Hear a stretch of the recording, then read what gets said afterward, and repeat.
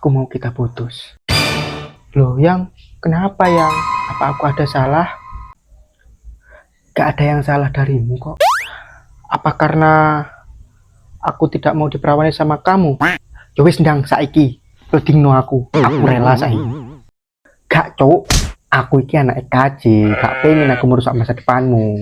Lah terus alasannya apa?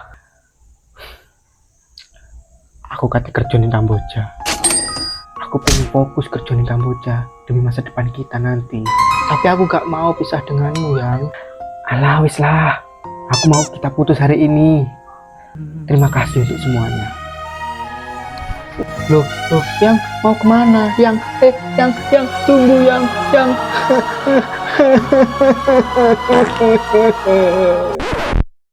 Cok, welek akan drama.